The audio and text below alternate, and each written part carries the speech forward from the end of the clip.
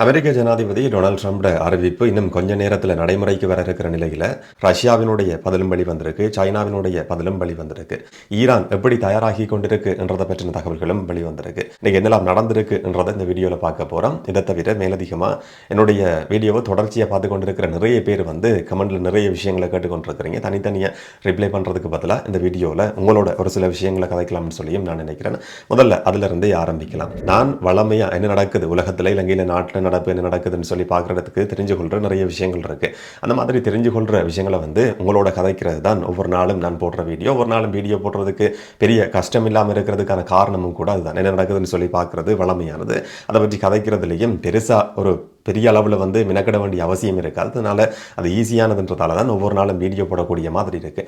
இந்த சேனல்ல இருந்து கதைக்கிற நேரத்தில் அமெரிக்காவுக்கோ ஈரானுக்கோ ஆதரவு கொடுக்கறதாலேயோ ஒரு தரப்பை எதிர்க்கிறதாலேயோ இந்த போரில் பெரிய மாற்றம் ஏற்பட போகிறதும் கிடையாது. பார்க்குறவங்களுக்கோ இல்லாட்டி அதை பற்றி கதைக்கிற எனக்கோ பெரிய அளவில் எந்த விதமான பிரயோசனமும் ஏற்பட போகிறதும் கிடையாது. என்ன நடக்குதுன்னு சொல்லி தெரிஞ்சு கொள்றது சந்தர்ப்பத்தில் ஒரு பக்கத்தில் இருந்து தகவல்களை தெரிஞ்சு கொள்றதையும் விட ரெண்டு தரப்பு போரில் சம்மந்தப்பட்டிருக்கிற நேரத்தில் ரெண்டு தரப்பும் என்ன சொல்கிறாங்க, உண்மையிலேயே என்னதான் நடந்து கொண்டிருக்குன்னு சொல்லி விளங்கி கொள்றதா இருந்தால் ரெண்டு பக்க விஷயங்களையும் நாங்கள் தெரிஞ்சு கொள்ள வேண்டியிருக்கு.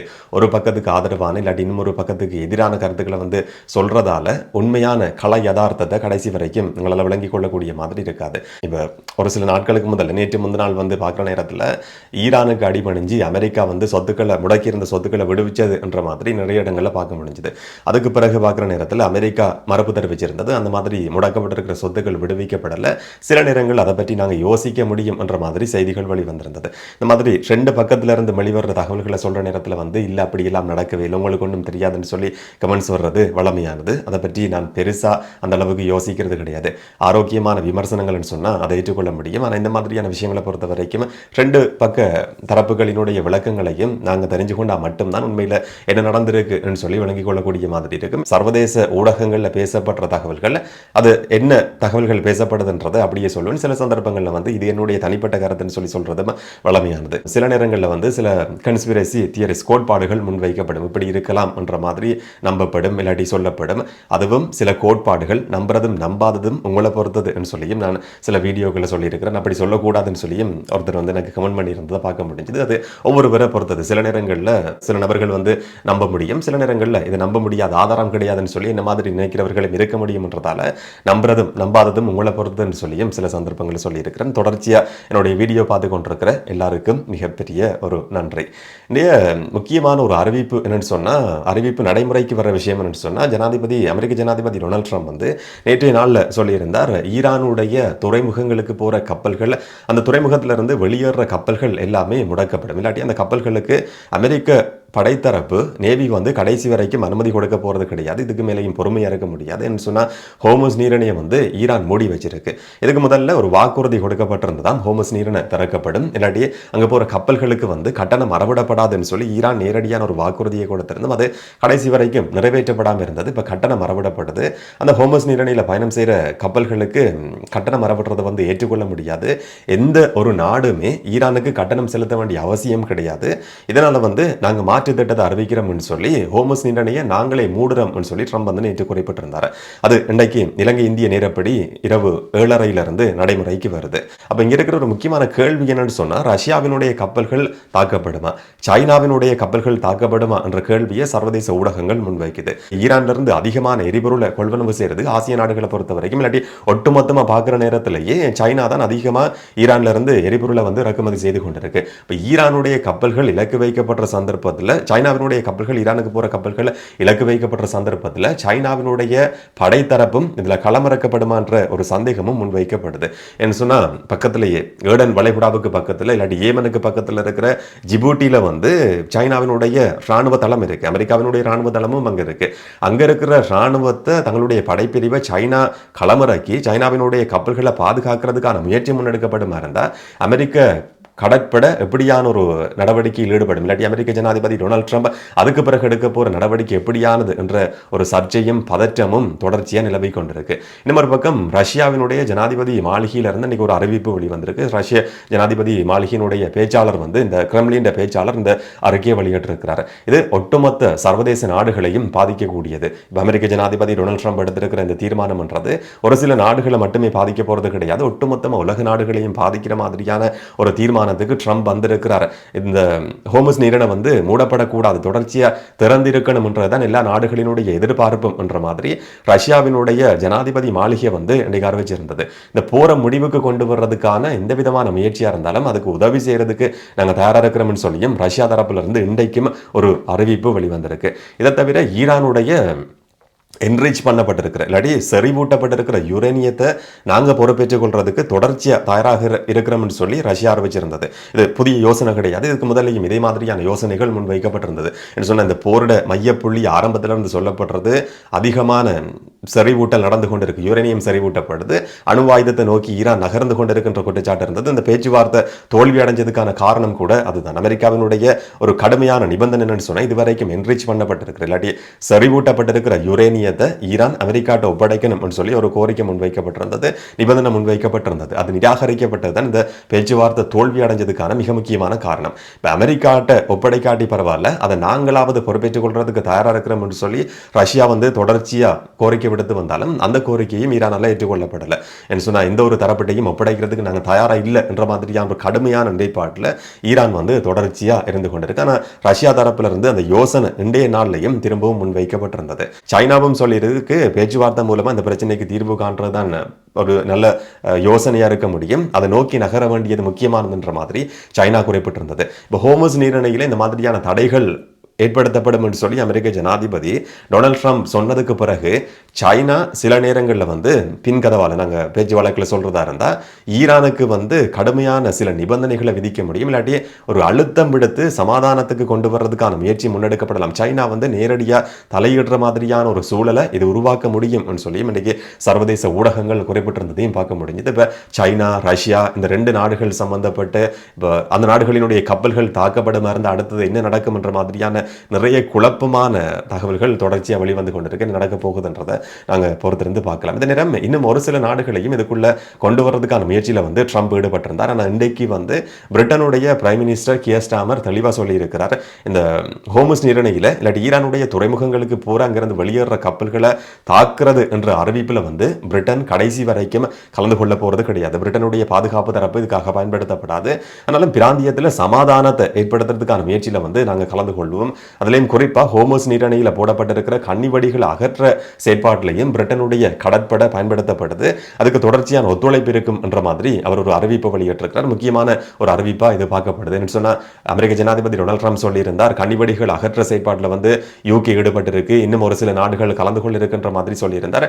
அமெரிக்காவினுடைய இந்த அறிவிப்போடையும் அந்த நாடுகள் உடன்படும் என்ற மாதிரி ட்ரம்புக்கு ஒரு எதிர்பார்ப்பு இருந்தது. இன்றைக்கு பிரிட்டன் பிரைம் மினிஸ்டரோட முதலாவது அறிவிப்பு வெளிவந்திருக்கு. இந்த நேரம் ஸ்பெயினுடைய பாதுகாப்பு அமைச்சரும் சொல்லி இருக்கிறார், ட்ரம்பினுடைய இந்த அறிவிப்பை பொறுத்த வரைக்கும் இதுல எந்த விதமான பிரயோசனமும் கிடையாது, அதை தெளிவா விளங்கிக் கொள்ளவே முடியாம இருக்கின்ற மாதிரி ஸ்பெயின் பாதுகாப்பு அமைச்சரும் இன்றைக்கு விமர்சனமான ஒரு சில கருத்துக்களை சொல்லியிருந்ததை பார்க்க முடிஞ்சது. இன்னொரு பக்கம் பிரான்சுக்கும் பிரிட்டனுக்கு இடையிலையும் சில முக்கியமான பேச்சுவார்த்தைகள் ஹோமஸ் நீரிணை சம்பந்தமாகவும் இப்ப நடந்து கொண்டிருக்கிற இந்த போர் பதற்றம் சம்பந்தமாகவும் சில முக்கியமான பேச்சுவார்த்தைகள் இந்த கிழமையில் நடத்தப்படலாம் சொல்லியும் எதிர்பார்க்கப்படுது.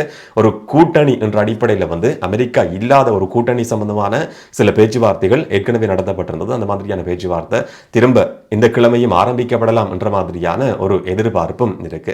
இந்த நேரம் அமெரிக்க ஜனாதிபதி டொனால்ட் ட்ரம்ப் எல்லார பற்றியும் விமர்சனம் செய்து இப்ப கடைசியில பாப்பரசர் புனித பாப்பரசர் லியோ சம்பந்தமான சில கருத்துக்களை சொல்லி இருந்தார்.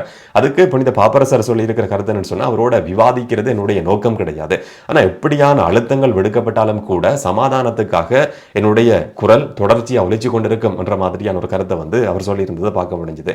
என்ன சொன்னா, ஒரே நாள்ல ஈரானுடைய ஒட்டுமொத்த சிவிலைசேஷனும் இல்லாட்டி நாகரிகமும் அழிக்கப்படும் என்ற மாதிரி ட்ரம்ப் வந்து இதுக்கு முதல் எச்சரிக்கை விடுத்திருந்தார். கடுமையா எல்லா தரப்புகளும் அதுக்கு கண்டனம் சொன்னது, விமர்சனம் சொன்னதை பற்றி நாங்கள் பார்த்திருந்தோம். புனித பாப்பரசரும் அதை வந்து விமர்சனம் செய்திருந்தார். இது நியாயப்படுத்த முடியாத மோசமான ஒரு அறிவிப்புன்ற மாதிரியான கருத்து சொல்லியிருந்தார். அதுக்கு பிறகு ட்ரம்ப் வந்து ஒரு பெரிய சோசியல் மீடியா பதிவை போட்டு சொல்லியிருந்தார், புனித பாப்பரசருக்கு வந்து இந்த போர் சம்பந்தமாவோ இப்போ இல்லாட்டி நடந்து கொண்டிருக்கிற குற்றங்கள் சம்பந்தமாவோ இந்த விதமான அறிவும் தெளிவும் கிடையாது. தவிர ஒரு பாப்பரசர் வந்து ஈரான்ட்டு அணுவாயுதம் இருக்கணும் சொல்லி அதுக்கு சம்மதம் தெரிவிப்பாரா இருந்தா அந்த மாதிரியான ஒரு பாப்பரசர் எனக்கு தேவையே கிடையாது என்ற மாதிரி ஒரு கருத்தை வந்து ட்ரம்ப் சொல்லியிருந்தார். அதுக்கு அது சம்பந்தமா இன்றைக்கு புனித பாப்பரசர்கிட்ட கேள்வி கேட்கப்பட்டிருந்தது. அவர் சொல்லியிருந்தார், அவரோட விவாதிக்கிறது என்னுடைய நோக்கம் கிடையாது, ஆனால் சமாதானம் திரும்பணும் என்றதுல தான் எங்களுடைய முழு கவனமும் திரும்பி இருக்கு, அதுக்காக நாங்கள் எதிர்காலத்திலையும் குரல் கொடுப்போம் என்ற மாதிரியான ஒரு கருத்தை அவர் இன்றைய நாளில் சொல்லியிருந்ததையும் பார்க்க முடிஞ்சது. ஒரு அமெரிக்காவை சேர்ந்திருக்கிற பாப்பரசர் இந்த மாதிரியான விமர்சனங்கள் சொல்லி இருக்கிறதும், அமெரிக்க ஜனாதிபதி டொனால்ட் ட்ரம்ப் வந்து மாறி மாறி சில கருத்துக்களை சொல்லி இருக்கிறதும் வந்து இன்றைக்கு பெரிய அளவில் இன்டர்நேஷனல் மீடியாவில் பேசப்பட்டிருந்ததையும் பார்க்க முடிஞ்சது. இப்போ ஐஆர்ஜிசி படைப்பிரிவு இல்லாட்டி ஈரான் அமெரிக்காவினுடைய இந்த அறிவிப்பு இல்லாட்டி ஈரானுடைய துறைமுகங்கள் மூடப்படும் என்ற மாதிரி விடுக்கப்பட்டிருக்கிற எச்சரிக்கையை வந்து எப்படி எதிர்கொள்ளும் என்றதுக்கான சில விஷயங்களும் வெளிவந்திருக்கு. ஐஆர்ஜிசி படைப்பிரிவு அறிவிச்சிருந்தது பெர்ஷியன் வளைகுடாவில் இல்லாட்டி பாரசீக வளைகுடா, ஓமான் வளைகுடா இந்த பிரதேசத்தில் இருக்கிற எந்த நாட்டினுடைய துறைமுகமாக இருந்தாலும் ஈரான் மேலே ஒரு தாக்குதல் நடத்தப்படுமா இருந்தால் திரும்பவும் இப்போ எச்சரிக்கை விடுக்கப்பட்டிருக்கிற மாதிரி துறைமுகங்கள் மேலேயோ இல்லாட்டி கப்பல்கள் மேலேயோ தாக்குதல் நடத்தப்படுமா இருந்தால் இந்த பிராந்தியத்தில் இருக்கிற எந்த ஒரு துறைமுகம் மேலேயும் தாக்குதல் நடத்துறதுக்கு நாங்கள் பின்வாங்க போகிறது கிடையாது என்ற மாதிரி ஈரானுடைய ஐஆர்ஜிசி படைப்பிரிவு இன்றைக்கும் ஒரு எச்சரிக்கையை விடுத்திருந்தது. இன்னைக்கு வந்து ஒரு இன்டர்நேஷனல் மீடியாவில் குறிப்பிடப்பட்டிருந்தது, இதை எதிர்கொள்றதுக்கு எப்படி ஈரான் தயாராகி இருக்குன்னு சொல்லி. குறிப்பாக ஈரானை பொறுத்த வரைக்கும் 2 விதமான கடற்படைகள் இருக்கு. ஒன்று வந்து பாரம்பரியமான கௌரவத்திற்குரிய இல்லாட்டி அடையாளத்துக்காக சாதாரணமாக வச்சிருக்கிற ஒரு கடற்படை, இன்னும் ஒன்று ஐஆர்ஜிசி படைப்பிரிவினுடைய கடற்படை. இந்த கடற்படைகிட்ட வந்து ஸ்பீட் போட்ஸை வந்து பெருமளவில் வச்சிருக்கிறாங்கன்னு சொன்னால் அமெரிக்காவை எதிர்கொள்கிற சந்தர்ப்பத்தில் அமெரிக்காவுக்கு சரி நிகராக அதுக்கேற்ற மாதிரி பிரம்மாண்டமான போர்க்கப்பல்களை வச்சிருக்கிறதையும் விட அதை எப்படி எதிர்கொள்ள முடியும், எதிரியினுடைய பலவீனம் என்னன்னு சொல்லி கண்டுபிடிச்சு அதுக்கேற்ற மாதிரியான செயற்பாட்டில் தான் ஈரான் ஈடுபட்டு வருது என்ற மாதிரி கடந்த சில நாட்களையும் நாங்கள் பார்த்துருந்தோம். அமெரிக்காவினுடைய அட்வான்ஸ் போர் விமானம் சுட்டு வீழ்த்தப்பட்ட சந்தர்ப்பத்திலையும் சாதாரணமாக மேன் பேர்னு சொல்லப்பட்ட ஷோல்டரில் வச்சு தாக்குதல் நடத்தக்கூடிய மிசைல்களை வந்து குறைவானது, செலவு குறைஞ்சது, ஒரே நபர் மட்டுமே பயன்படுத்தி தாக்குதல் நடத்த முடியும், மிக எளிமையானது, இலகுவானது என்ற அடிப்படையில் அதை ஈரான் பயன்படுத்தினது என்ற மாதிரி நாங்கள் பார்த்திருந்தோம். அதே மாதிரி தான் இப்போ அமெரிக்காவினுடைய கடற்படையினுடைய கப்பல்களை எதிர்கொள்றதுக்கும் பெரிய பிரம்மாண்டமான கப்பல்களை பயன்படுத்துறதுக்கு பதிலாக ஸ்பீட் போட்ஸை வந்து ஈரானுடைய ஐஆர்ஜிசி படைப்பிரிவினுடைய கடற்படை பயன்படுத்துறதுக்கு ஆரம்பிச்சிருந்தது. 1988 ஆண்டு நடந்த ஒரு போர் தான், அங்க கற்றுக்கொண்ட பாடம் தான் இதுக்கான காரணம் என்ற மாதிரியும் அந்த ஊடக செய்தியில குறிப்பிடப்பட்டிருந்தது. சொன்னா அந்த போர் நடந்த காலகட்டத்தில் வந்து ஒரே நாளில் ஈரானுடைய கடற்படைக்கு மிகப்பெரிய ஒரு அழிவு பதிவாகி இருந்ததான். அந்த மாதிரியான அழிவுக்கு பிறகு அமெரிக்காவுக்கு சரி நிகரான ஆயுதங்களை தயாரிக்கிறதையும் விட அவர்களுடைய பலவீனம் என்னன்னு சொல்லி கண்டுபிடிச்சு அதுக்கேற்ற மாதிரியான ஆயுதங்களை தயாரிக்கிற முயற்சியில் வந்து ஈரான் ஐஆர்ஜிசி படைப்பிரிவு ஈடுபட்டிருந்தது, இல்லாட்டி அதை வாங்குற செயற்பாட்டில் ஈடுபட்டிருந்ததான்.